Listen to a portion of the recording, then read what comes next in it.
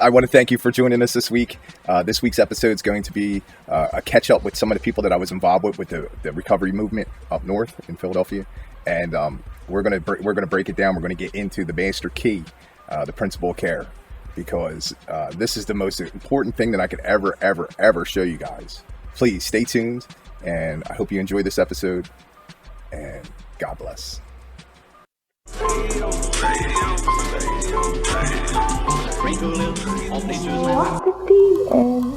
Many have sought to understand the natural laws that govern our universe. Some say that there are 12, while others, like the great Hermes Trismegistus, know that there are 7.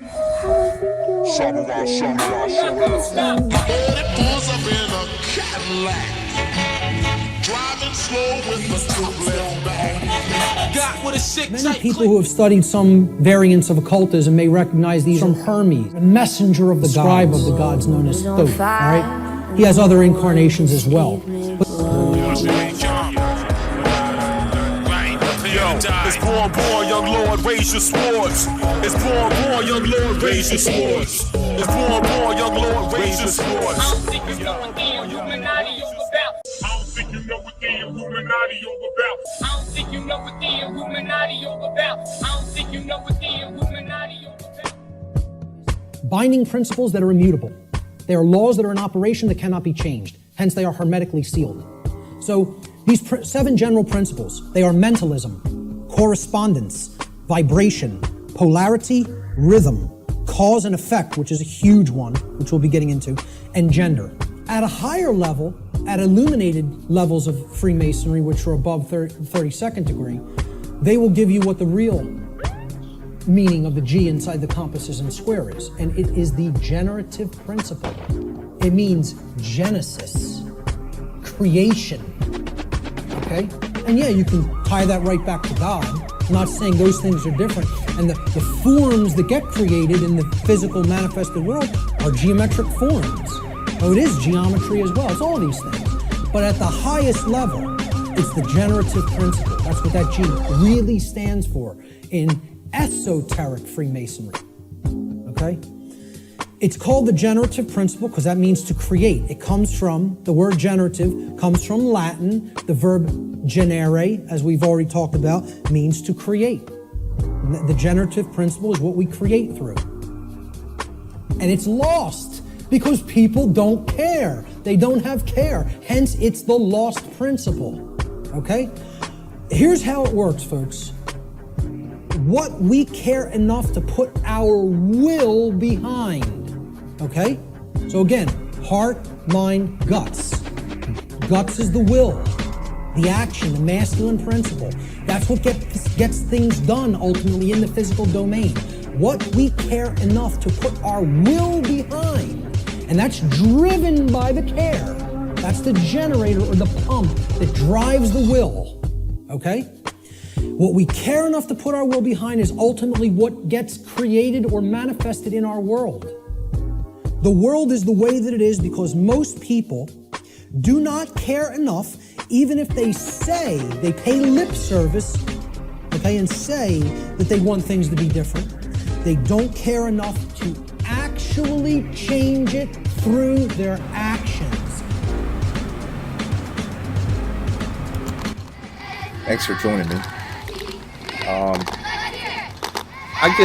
I need you guys to understand the most important thing that I can ever convey through my work is the action and the principle of care. It's one thing to have the knowledge, guys, but it's something else to actually apply it, put it into your general practice on a daily basis. I feel as though we could do so much better. And the only way that I know that we can do that is by practicing this principle. Now, I was a sick individual. I was very self-centered, and I harmed a lot of people. And not physical violence, but, like financial, emotional stress and trauma. I wasn't a very good father. I wasn't a very good lover. I wasn't a very good son or brother. I was even worse as an employee. Not the entirety of times, but I had this ability to set myself up to sabotage whatever kind of success was laid out for me. And I could never understand why I did that. And then it wasn't until I actually went through and healed from my trauma that I was prepared to receive the information without that dark night of the soul. Those moments, those hours. And it was like, it happened and then it happened again, and it was like a reoccurring thing. And, and I cried, man. I cried. Please don't mind the fire I got burning in the background here. I got to keep an eye on that while I'm doing this. But as you can see, that's very easy for me to do. I did so much stuff, and I was able to help so many people, and running groups and seminars and running my own nonprofit recovery housing with no intentions of making money. And just like running around like a maniac, like thinking the more people I help, the more help I'll receive. And in a lot of ways that did happen. So there's a couple people that came across my path, that we're going to talk to in this episode. You're going to see updates on how their life's changed and what's going on in their life today. And there's people who have been most beneficial to my efforts and my cause. And my efforts and my cause, it's not a cult. It's not a religion. It's not something for people to follow. All you have to do is learn what I'm telling you when it comes to these principles, and then apply them in your own life. And I'm not charging anybody for no airtime. This is free broadcasting. Like everybody's a volunteer. Nobody gets paid. I am going to try to sell some merchandise in the future, on here just for fun, to see if anybody will actually buy any. The state of humanity and where we're at today is it's very depraved. It's very sad. It's very dark. And I think that my actions coming from like that moment of darkness, that dark night of the soul, and then, crying for days, and then like coming to the realization that I was wrong and that most of it was my fault. Like that's not an easy conclusion to come to. Most people will not come to that conclusion about most things in their life.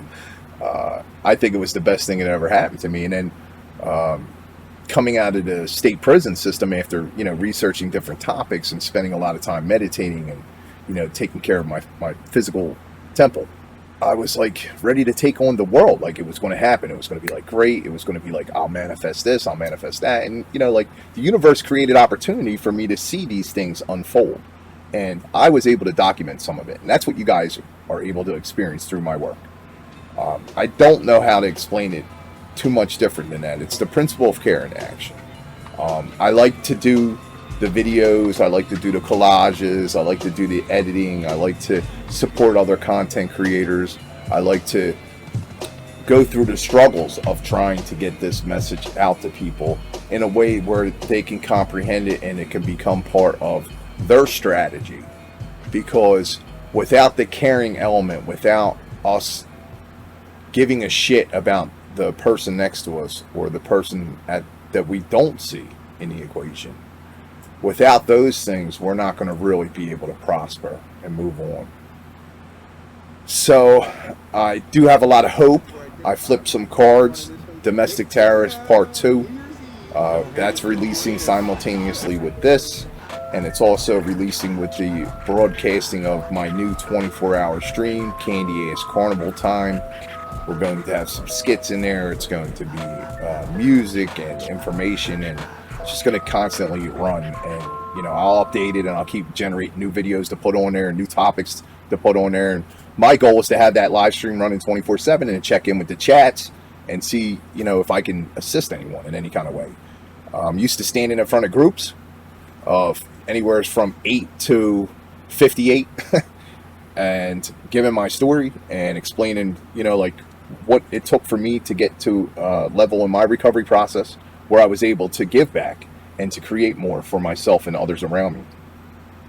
right before I got really suicidal, and I checked into Keystone Center in Chester, and it's a place that has a lot of symbolic reference to me. The inside, I felt like a lot of cases of deja vu when I was there before, and I know that there's a connection somewhere in my long distance reincarnation cycle somewhere where I was involved with that building, whether it's construction or whether it's the activities that went on in there before it became a rehab. I don't know, but there's something symbolically. Maybe it just falls on ley lines correctly. I haven't really researched that too much because I don't really have too much interest in past lives. I don't really have too much interest in future lives, other than the fact that if we don't straighten out what we need to straighten out on this planet right now, that there isn't going to be very, very good futures and very many lives to live those futures.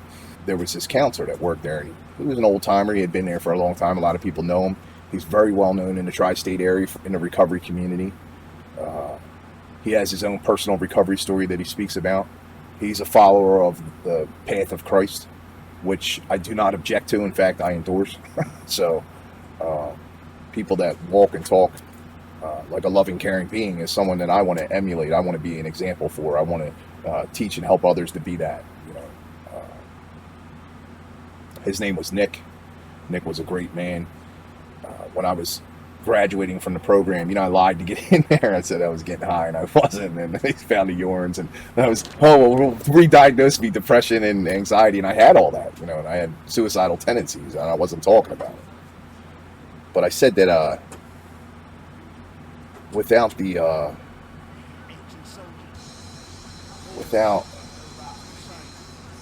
pain, without the suffering, without the lows, I would never understand or experience or really appreciate the highs in life. And there's been so many. So Nick gave me my heart back, and he said that at the graduation. He says, you just need somebody to give you your heart back. You got a lot of heart, John. And he was right, and I feel like I had given it away to the wrong people. They had misused it, over the years, and things had occurred. But I came out of there with a level of courage, and I came out determined that I was going to help people by any and all means, no matter what, under any conditions or situations. It didn't matter. Without the principle of care, I was heading towards destruction. I was heading towards, I did care about some things, but I didn't, and I manifested those things, and they weren't things that were beneficial to myself or anyone else. They were drug use or criminal activities or whatever it was. But today, and for the past several years, I've implemented more positive, constructive use of the principle of care. And what you put your time and energy into, what you pay attention to, what you muster from your own will and courage, from balancing your masculine and feminine energies, these are the things that are going to bring the manifestations of your reality, and it's going to impact those around you. Now, the reason why the world looks as crazy as it does right now is because there's a lot of manifested realities, and there's a collective of it going on right now, and it's very scary stuff. I'm hoping that more people like us will come out of submission, and more people like us will come out of the footstool that we are for them. Like, I'm not a footstool. I don't think you're a footstool. Most people that I've encountered in their life, they've experienced levels of trauma they needed to heal. And once they've done that, beautiful things started to happen for them. If you incorporate these natural laws into your life, the Hermetic principles, and you bind them and seal them with the 8th principle, which is the principle of care, and you do this on a collective level, we will have unbelievable changes occur on this planet. We've got a lot of scary stuff going on, guys.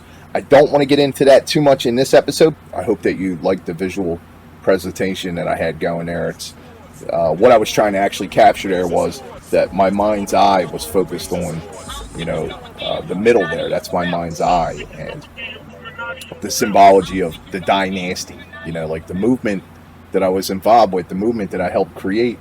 The name of it was Dynasty. Like, kill self, kill ego, kill all the things that, take you away from the collective, take you away from the whole. Are we on? And action!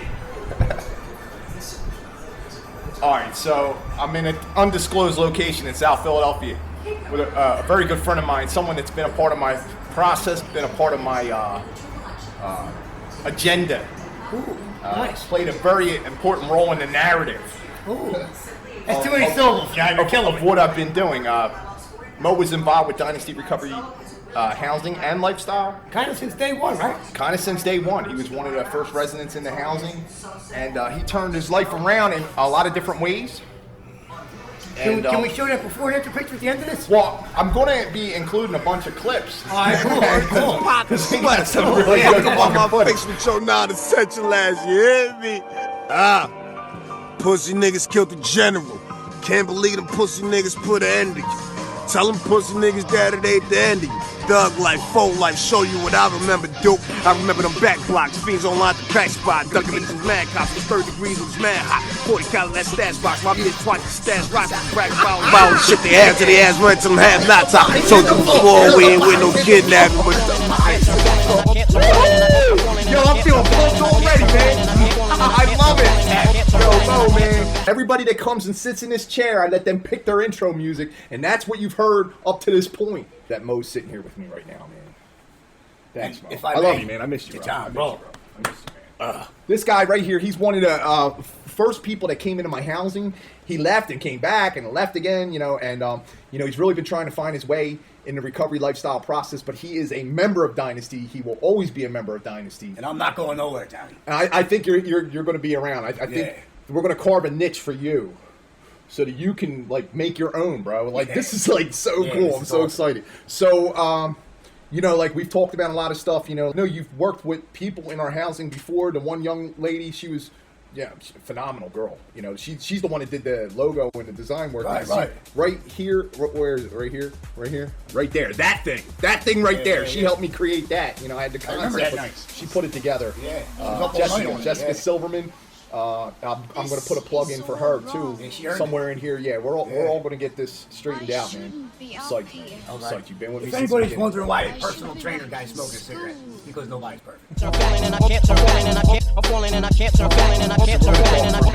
This picture's been used in quite a few of our videos and our posts, but nobody really has a good understanding of what this video represents and what this picture itself here represents. Okay, so these are the cops. The captain, as you can see the 30C right here, he's the captain. Okay, they're actually going into the house on the corner and they're removing a body for an overdose. It wasn't our recovery house, but it is close to us. Some of the people that live in that house are either former residents or someone that's experienced the Dynasty recovery lifestyle, and some people are current. So I'm back again. I'm here with Lefty. Lefty's one of our newer clients, newer residents, and I appreciate Lefty for sharing your experience, strength, and hope with us.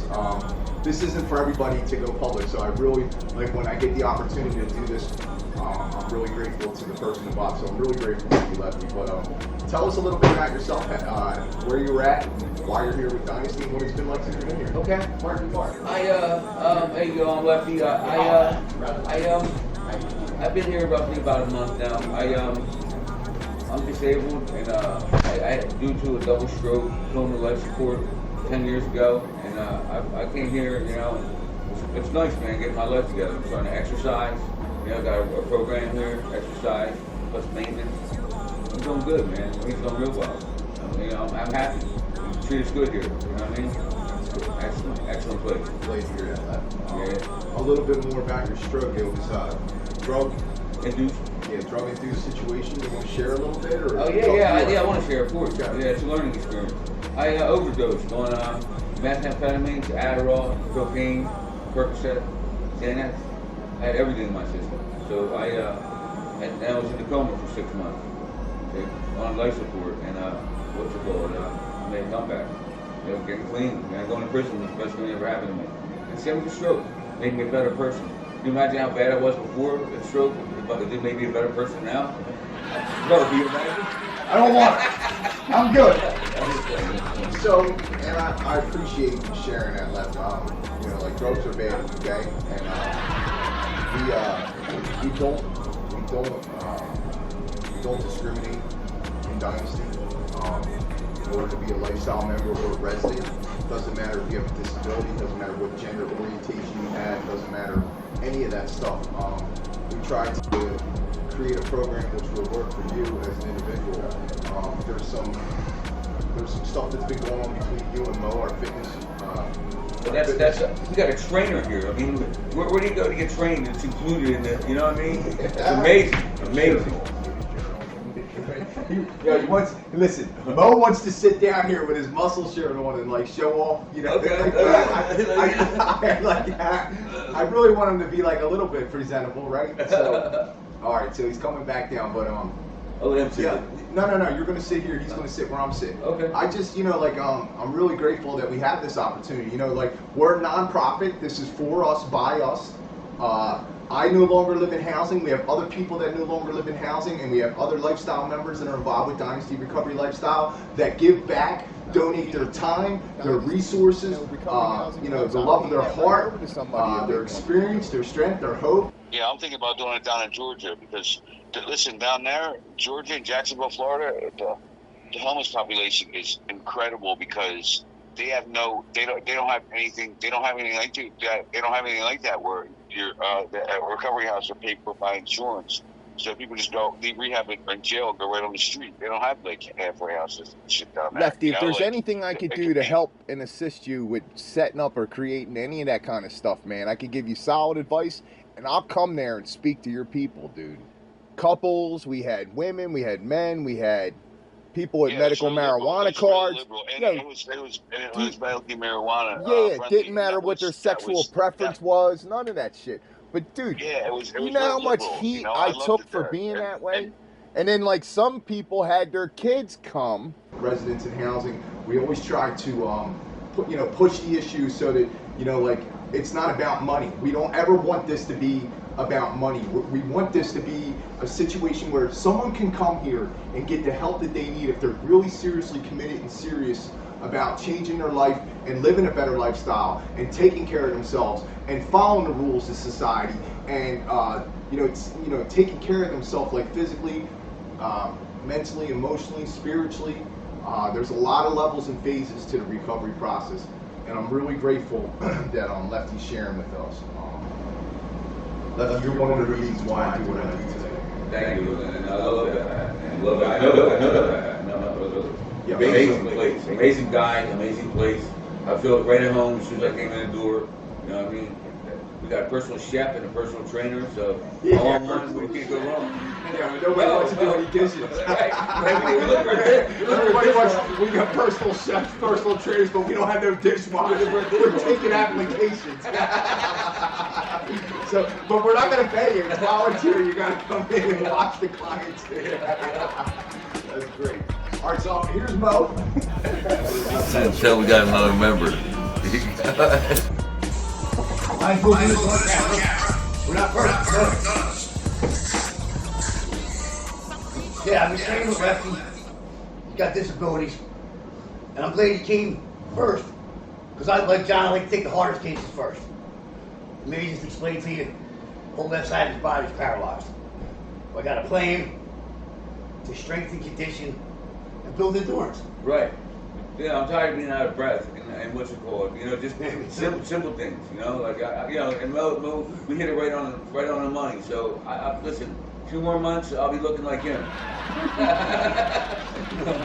And we got and it's inexpensive. The tools that we got are simple tools that you can pick up at the 5 Below store. We're not doing anything that's complicated. I mean, it's only complicated if you're not familiar. I got 23 years experience. And now we're enjoying a couple wins with. And that's what it's all about. Absolutely. Doing the right thing it's ups and downs. It's not always easy. Let's tell them what it is. It's not always easy, but I got a new GPS. I don't drive anymore. I got a new GPS, which stands for God's planning stuff. Like that one, John? Yeah. GPS. Yeah. God's planning stuff. Yeah, God is. And I let him drive. Because every time I drive, I make wrong turns. So if you notice, I've got the world and government is slavery, and of course the golden eagle's holding the key that turns the lock that opens it up. So like what I'm really talking about is natural law. So all is mind. If you are in this process of recovery in any kind of form, fashion, or facet whatsoever, then you need to understand that what you think is going to dictate what your reality unfolds as around you. Now, the reason why things are all screwed up is because of the collective experience of everyone. If you remember when we were in housing, Mo, how good was housing running at times? Good. Yeah. And then sometimes it was running bad. Like a roller coaster. But what was the reason why it was doing all that? People took their own will. Right. Most of it. They didn't give a shit about each other, is the main thing. Right. Well, when we had that unity, we had girls, we had guys, we had young, we had old, we had disabled, we had all kinds of varieties. Right. All kinds of, we had everything. It went with harmony. And then people took their will back and we had chaos and mayhem. It was chaos on mayhem. So we've had some good times and we've had some bad times. No one ever died in our house. No. Almost once, but he got help, and I'm hoping he's doing well today too. But just overall, you know, like the experience of being down here in South Philadelphia brings back a lot of memories. We go back, what, 3-4 years now? Yeah, we go back a couple years, more like 4, maybe closer to 5 now. Maybe. I go by Super Bowls. I remember what Super Bowl it was. Coming up with another one. The Eagles are going to win, by the way. But the interesting thing about Mo is Mo always had a solution.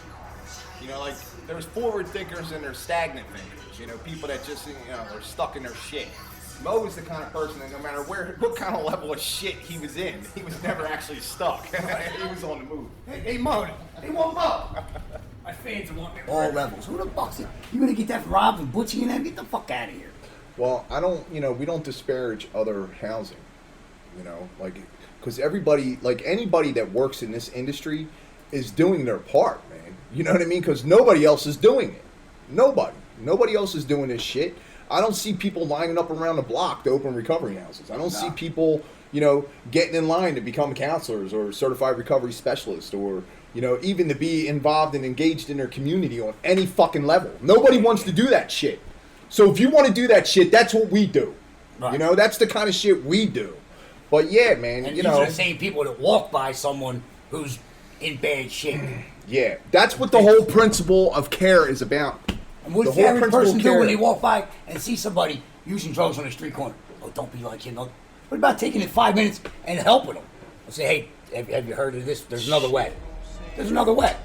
They're just not there, bro. Shit, he was in. He was never actually stuck. He was on the move. Hey, Mo. Hey, Mo.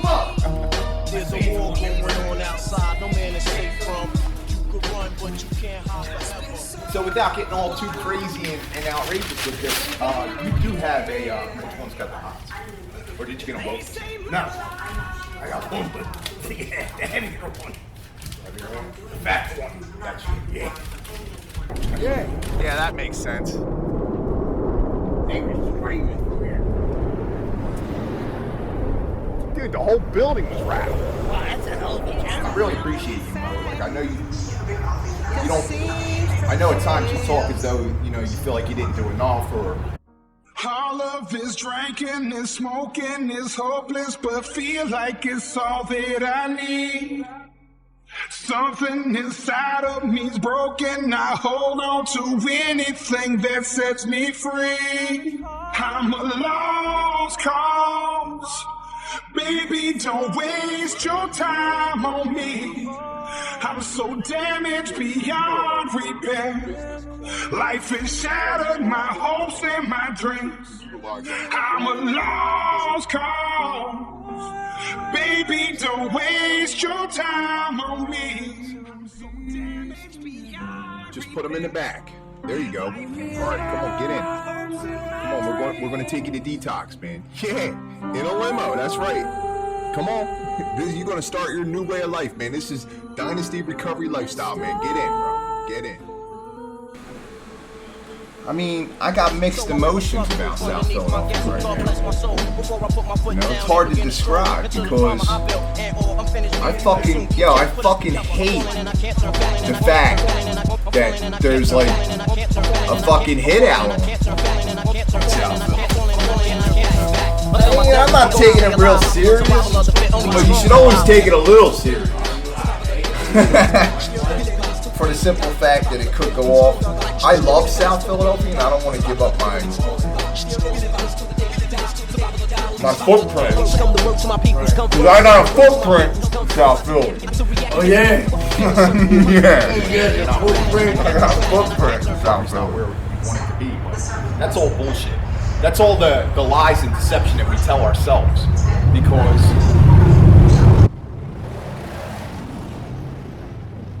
it's the lies and deceptions that we tell ourselves because we're not meeting the standards that society sets. Yeah, that we created because of our society. But Bon Jovi has a song to that effect. You're right. Welcome to where you're supposed to be. And that says it all. Yeah, so I'm going to put in here a bunch of clips regarding Mo. But Mo, do you want to talk about any experiences that you had when you were in housing that stand out to you? No. Of course I do. I just want to talk about, if anything, like I said, the different groups of people that we had and how smooth it ran. There was honesty. There was, John, look, I got to tell you this. Yeah. And that's 90% of it. Like you said, I never really got stuck on my shit. I never got stuck on my shit because I'm the kind of guy, I never rat on anybody except myself. And I'm cool with that. And that's how you get help. Look, this is what I'm thinking. The most powerful words I ever used was, can you help me? When I uttered those words and meant it, any time in my life, throughout my lifetime, it always worked out to my benefit, always. Miracles happened. Doors would close, things that, beyond my wildest dreams. When John asked me to come back, he gives me a call, says, God told you to call me. I said, you sure you got the right number? And I came back into recovery with long hair, 30 pounds lighter, with a black eye. Well, all you can do is go from up from there. But no matter what your situation is, yes, it can get worse. And people say, well, it's hard to stay clean. No, it's not. It's hard to get clean. Staying clean is the easy part. Yeah. John, you want to chime in there? Yeah. I would consider my success as a journey, not like a goal. The journey's fun. The relapses, every single time we've learned what not to do. Hey man, I'm a king of what not to do. I can tell everybody that's why I've been so successful with this is because I found every way that didn't work. Right. And once you eliminate all the ways that don't work, we got a lot of good players on the team right now, and like when I record this stuff and I do this to show people that there is a better way, and like of course, obviously, I don't expect everyone that works in this industry to do things the way I'm doing them, but like at least put the same amount of enthusiasm in it, at least put the same amount of the principle of care, like apply it. You know what I'm saying? Like, care about somebody, man.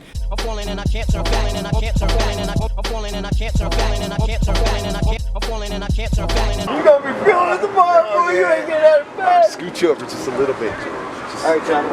Thank you so much. We got good light. I think we got good light on.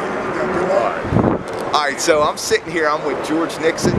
George Nixon is one of the people that came through our housing. George has been like a major impact on the success of Dynasty, even though he personally didn't feel like he was successful in his recovery process at the time. The reason why Angel came into existence is because I had the money and I wanted to invest it in a recovery house van for the housing. And George actually was a limousine driver in his past. And I said, well, why don't I just, maybe get a limo and then like we'll work something out later. Maybe you could buy it from me or something. And it just turned into this great thing where we were involved with helping all these different. Talk about it a little, George. Tell the world hello, man. Hey, hello, world. Tell them where you're at. You're doing so much better now. You're getting ready to get involved with helping people. Yeah, it's I'm going awesome, to a substance abuse class at Community College in Philadelphia. Okay. I just recently reconnected with John. And I'm going to be of service to John, helping others. Whenever John's helping somebody, I'm going to be there to help him help others. All right, man. You know what I mean? I hear you. It's about giving back and helping. I'm going to find a way for you to do that. Somehow, some way, we're going to get that motion. Never can forget John for all that he's done in my life. Major impact. But not just me. I mean, like the housing itself and like the ideas that, like how we tried to implement the principle of care over and over again with the Dynasty recovery lifestyle, killing selfishness and ego and trying to help other people, man. Like, talk about it a little, like what we were out there doing on a daily basis. Like, we went down to Kensington. Absolutely, we hooked up with the Grace Project. Great organization, Megan Cohen. Grace Project. We took all the residents from John from Dynasty Recovery, and we went down there in a limo down in It wasn't mandatory, but we wanted them to, you know, see what Karen looked like. Because we're showing that recovery works. You know, that you can make changes and we do recover. You know, and that you can when you turn it around and do great things in your life. Like, John was a great example of that and how he helped others. And it wasn't about money with John. John would go out his way to help anybody in any way he could to make a change in their own lives. And he impacted a lot of people, man. And I'm so proud to be affiliated and associated with John. He bought the limo, we went down there, and we took a girl down to the net. And John knew the lady and got her in. Oh, yeah. I know the directors of most of the programs in Philadelphia. Yeah, so we actually helped somebody make a difference in their own lives who really wanted some help. And that's what it's about, you know, going out there and trying to help somebody make a change in their own lives. Sure. And John's actually given a lot of people that I know of opportunities, you know. Well, I want to talk and it wasn't about money. I mean, the guys that came into his house were like hard projects. Toughest cases. Tough cases, like the ones that nobody else wanted. But you know, like South Philadelphia has been like a big part of, you know, my life and the past couple years in my recovery process and my ability to help other people. I met a lot of great people and organizations down here. George, the thing that George is, he's over here boasting about me, but he ain't going to tell you that he was driving a limo most of the time because I don't have a license. So like, if you know, I did drive the limo, but I didn't drive the limo often. But George was driving the limo, and we would take people to meetings and pick people up from prison systems and drop people off at rehabs. And you know, like our main focus when we had the limo on the scene was that if someone wanted help, that we were going to take them there in a limousine. You know what I mean? And like that was our goal and intention. We wanted everyone in the recovery process, with whether they were in our housing or whether they were connected to us through outside sources, to feel like stars. You know, to feel like they mattered, like they were important. So we pull up in the parking lot, and girls would come up and want to take pictures by the limo, and kids. We got put smiles on everybody's faces, and that was it about lifting somebody's spirits and making people happy within themselves. Yeah, we let a lot of people climb in and out of that limo just so they could have the selfies and the photos and stuff, man. It was great. Yeah, it was great. It's fantastic, John. It was a great opportunity. I look forward to helping others and brightening somebody's day. You know, making them feel good about themselves, that they're not hopeless, you know, useless, that you shed that light again. You know what I mean? You continue to shed that light. Be the light. Be the light, you know? Because the light is shining on me again, and it's only through God's grace and mercy that I feel that I'm allowed to be in your presence again. Because I felt that I lost that connection with you. Listen, everybody that ever had any contact with me in this journey, they're DRL for life. That's Dynasty Recovery Lifestyle for life. For life. For life. Okay, so we're on Sheridan Street in South Philadelphia at Dynasty Recovery Housing and Lifestyle. And one of my star residents, George Nixon, been around this guy for quite a while now. Got a lot of love for him. I believe in him and what he's trying to do for himself today. And he's got something special and sweet in store. So let's hear what he's got to say, okay? Yeah, George, you're on, bro. Hey, everybody. My name is George Nixon.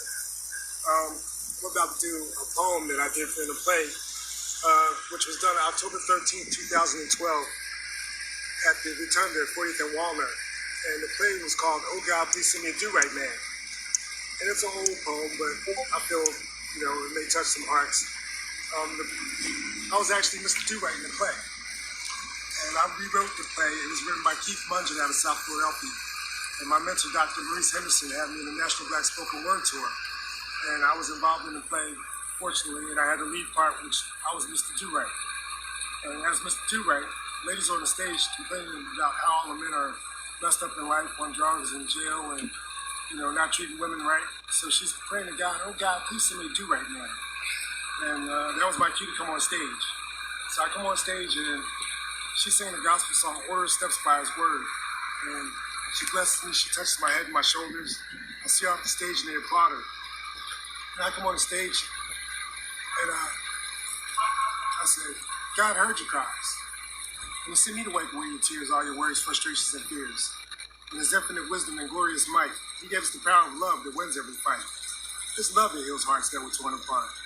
This love that gives us the power to go above and beyond our greatest expectations. It can be nothing but love. I've been with you for 3 years and hoping for an eternity. I love you so much that when I'm not with you, my heart starts to hurt. I know it's not gas, I've been eating too fast. I mean, I've been in love. At least I thought I've been in love before. But no one has ever loved you so completely and unselfishly as you have. I've shared things with you about myself I swore I'd never tell another soul. You complete me. You're that rib that I was missing. What's up, Johnny boy? You're that angel that I thought I saw, but always just got glimpses. You're that person I wished and prayed for to make me happy. For me, to do right by you just comes naturally. And that was my opening scene from the play, Oh God, Please Send Me a Do-Right Man. Even there's been, different situations, people ran off with money or whatever, like they're doing well today, they could always reach out to me. My number has not changed. And now you can find me at the this guy's heart, man. He means every word that he says. He showed me so much from his heart. A lot of people don't have the heart that John has to do what he's doing from his heart to help others. And I hope that everything he endeavors or he tries to do will be blessed by God because he's doing God's work. Well, today, I'm your mirror, George. You're my mirror. Thanks, bro. Appreciate it. Love you, man.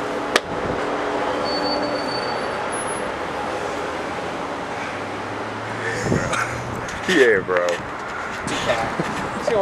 I got a dog. Her name's Athena. I'm not playing. All right, so sit here for a second.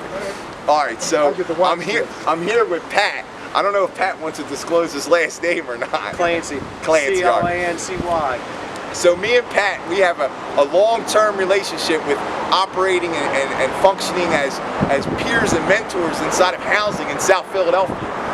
When I was getting my start, I met a guy by the name of Robert Campolago. This episode is dedicated to him and all his struggles and work and all the people and that he impacted and influenced.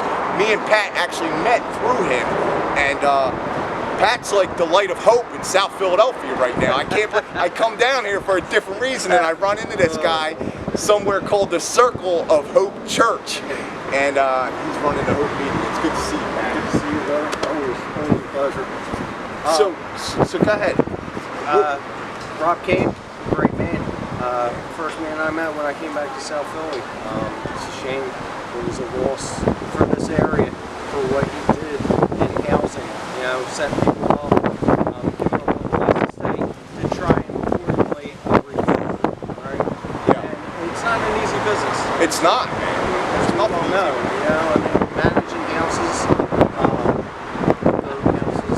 yeah, but the housing that we were involved in, it was like great because it was always like young men coming through, and we were able to interact with them and be examples to them as we were working at our 9-to-5 jobs. Like coming home, we would have this environment of recovery atmosphere around us, and we were the leaders in that. Like we turned to people like Rob and other people involved down here in South Philadelphia for advice and guidance, man. And it led me to open my own housing. Like if it wasn't for that guy and these people, like I don't even think I would be able to do any of that and experience that. But the cool thing, like we had the Thanksgiving together, remember? Yeah. And we had this big banquet with like turkeys and all the fixins, man. And everybody was there. There was people that were there from my work. There was people that were there from your work. There was from your house, my house, all houses in South. Like we had a big thing, man. And it was great to like breathe hope, like constantly, over and over. And that's the thing is what this is all like my work. I don't work, but like 12-step work. It's all about giving people a recovery. Junkie, alcoholic like me can do it. Anybody. That's right. That's exactly right. And the thing with Pat is that he was like, he wasn't interested in like buying expensive fancy cars or the latest systems or big screen TV. Like this was not this man's motive when I met him. His motive was helping the next sick and suffering addict or alcoholic that came to him and asked him for sponsorship inside of these programs. And that's what it's all about, man, getting on the ground level, Pat. Yeah, that's what gives me another day's sobriety. I love that, man. Thank you so much, man. Thank you for your work. If there was something that you could tell the world, you know, on the Revelation of John show, if there was something that you could tell the world right now that could improve the situation for recovery housing, addiction services, you know, how we help one another, how we spread the message of hope, what would that be, Pat? If you had a message that you wanted to tell the world. Basic, right? Love one another as you love yourself. Yeah. And first you have to love yourself to love other people, right? So love yourself today. Love yourself today, man. Thanks so much, man. Good fucking seeing you, dude. Yeah. I know if the houses are operating correctly simply by going in and opening the door to the bathroom and looking to see if there's a roll of toilet paper. If there's a roll of toilet paper on that spool, then those houses are running right. I'm not lying to you. If those houses have a roll of toilet paper on the little spool, Philadelphia, what a fucking headache all that shit was. And then all the haters, bro. All the haters, people fucking breaking the fucking emblems off the fucking car and flattening the tires and fucking with it. And you can get no good lumber out this wood. Oh, you ready? You know, do we have a topic or anything, or? Well, yeah, we're going to talk about housing. Okay. Because there's a couple things I want to say to you, but there's also I want to discuss the sabotage. Oh yeah. That went on in housing. Trusting the wrong people. Trusting the wrong people, and then like. Or giving people too much power, I guess you put it. Yeah, and then you know all the like I'll describe the all the things that happened to Angel, right? But I want you to talk about the caring element, like what it was like to go down there and like help people, and like, you know, we'll just banter back and forth a little bit about, you know, how you helped me help housing. You know what I'm saying? So let's start with the clap. Okay, so you do admit that you were at fault. You hit the side of my vehicle right there, right? So I'm here with Bob Akoff. Bob Akoff is my best friend. Did you not hit the side of my vehicle? This guy's been with me for several years now, and we've done everything from, you know, go to meetings together to encourage each other's recovery and support one another in each other's endeavors. The one thing I liked about Bob is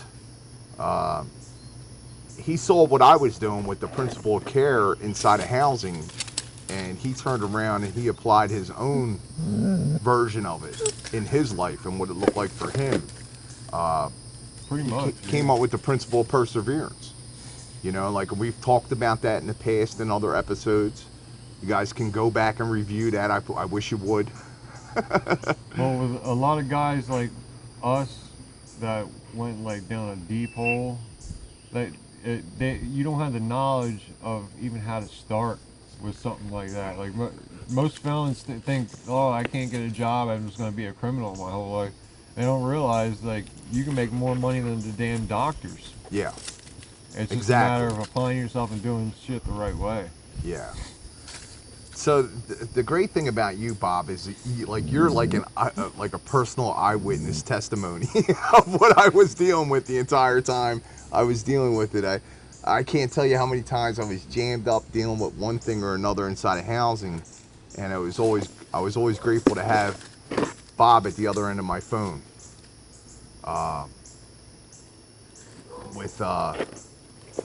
He was just there, man. He was just there. He was there as a friend. He was there as a companion in this journey. He was there as a business partner in ways. It was crazy. People that came into my housing that were looking for work, he was just getting on his feet, and he was starting his own business, so he needed some day laborers at times. And, you know, we flooded quite a few people through your operation here and there along the way. A couple of them came and rented rooms for me. Yeah, after housing shut down, some of the guys did. They came and they occupied Bob's house here. It wasn't always the best experience, but I like to say they changed in some sort of way from that experience. So I want you guys to look forward to future episodes. We got one coming up called Senseless Violence, and we're going to talk about what happened to us last year.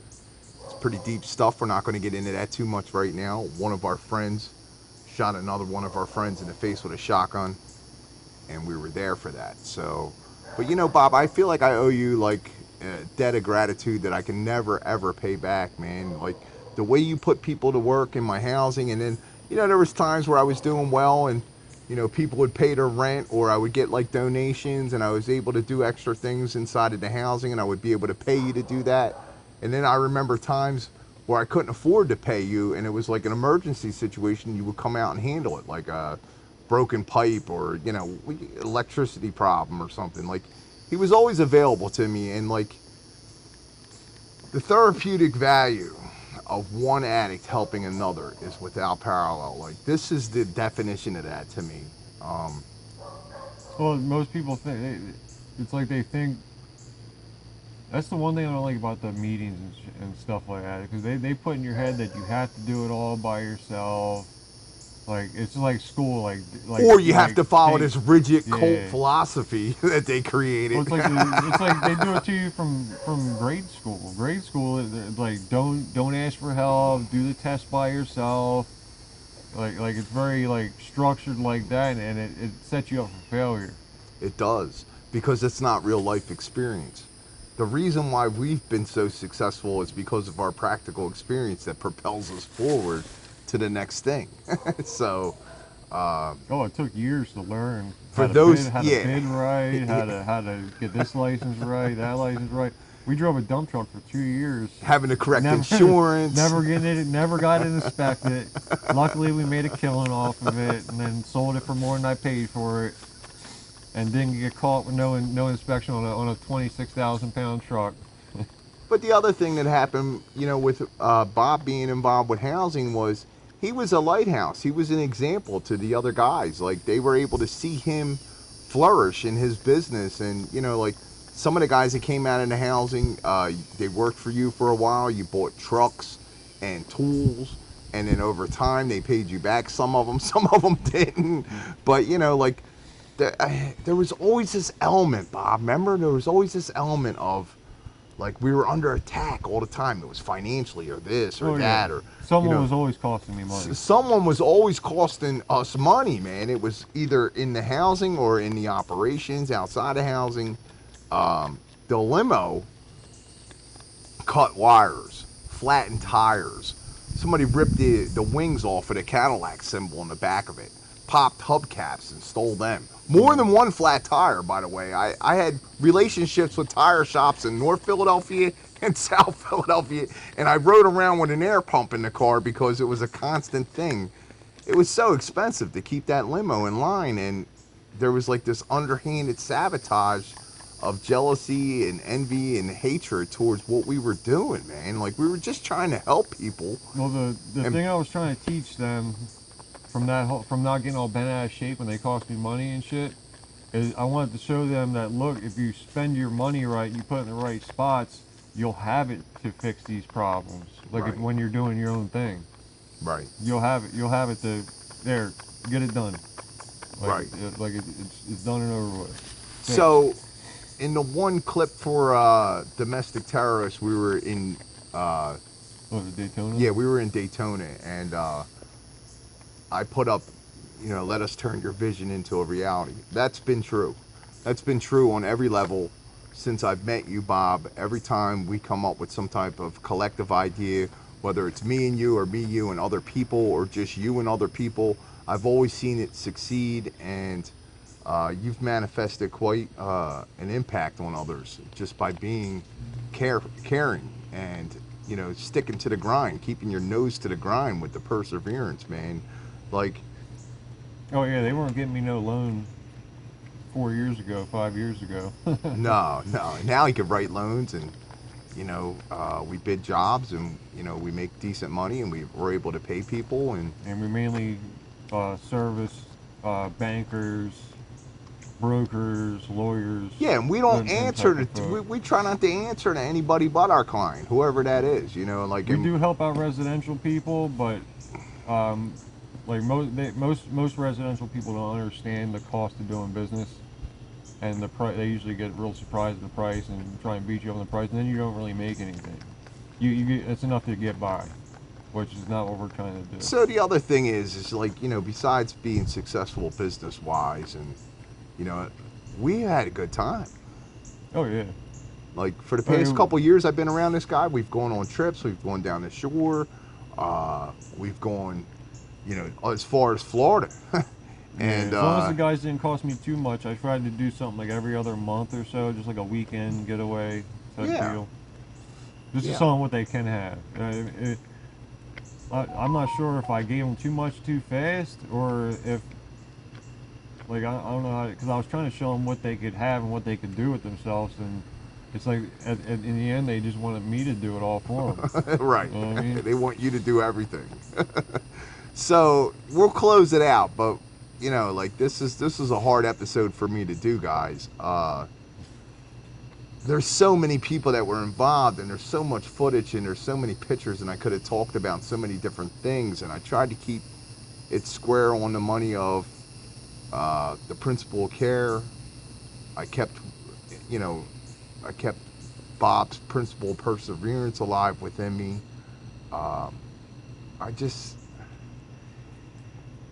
It was hard letting go of housing. For those that don't know, this is not something that currently runs. Please do not donate to me thinking that you're donating to a housing, because that doesn't exist anymore.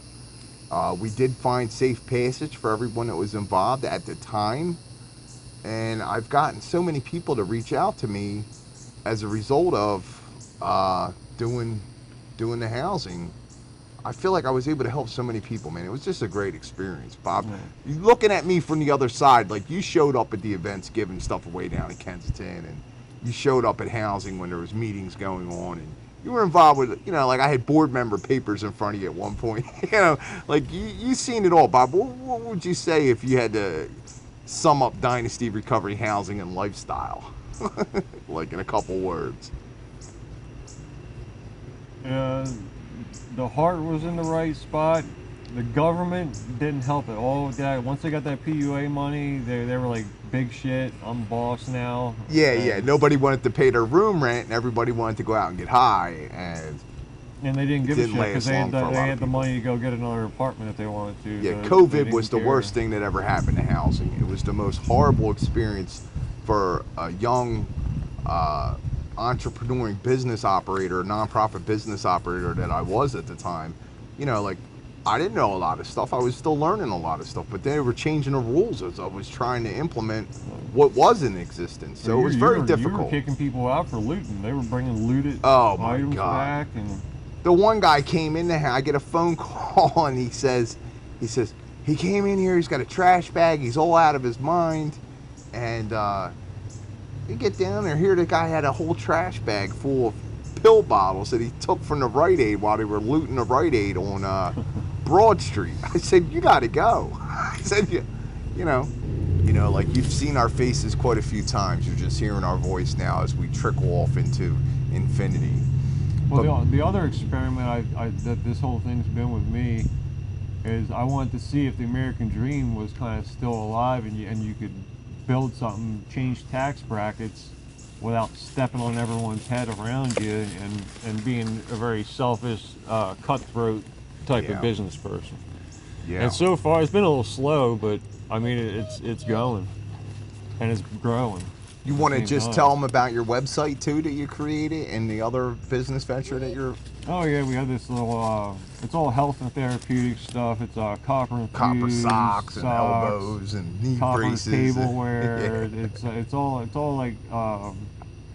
Bob's been... Would it be called spiritual health? I would say that it's spiritual health. Yeah, it's stuff like that that's good for your the electricity in your body, it balances you, that type of stuff, like the teas, oils. And he's been investigating other products to put on there too. So you Yeah, guys we're look gonna- forward to that. You'll see that we've got the scan code. You can do the QR code and get up in there. But Bobby, man, I love you, dude. I appreciate having you in my life, man. All those endeavors that I went through in housing, I don't know if I would have been nowhere near as successful if I didn't have you as a friend along the journey. No, that was just a stressful situation dealing with. But folks tell that him, were Bob, fresh. do we live like that today? Oh no. No, we do not. If you wanted to say something to the whole world about, It's the thing about the drugs these days is it gets your mind so fast that it's like how do you like get someone to understand? Like, oh, shut off again. Hold on, Bob. That's 'cause it's too dark. It's like telling us it's too dark. yeah. So go ahead, see. But it's like, how do you get someone to? I'm trying to think of the word, like to think logically or like right when they're in another world up top. Right. It's retraining the behavioral patterns of our thought processes. Guys, it's not an easy journey. I want you to say to yourself that we do recover. Remember, it's not an I program. You have to find people that are like-minded in your journey. You have to group together and you have to work together to move forward. I suggest you watch Domestic Terrorist Part 1 and learn about the suffering with the Five of Pentacles being reversed as our goal and destiny. We have to do it together, guys. We have to do it together. It's all about you got to change your circle first of all, and it's all about building relationships with the right people instead of the ones that are just trying to party. That's it. We're going to end it on that one. That's good shit, Bob.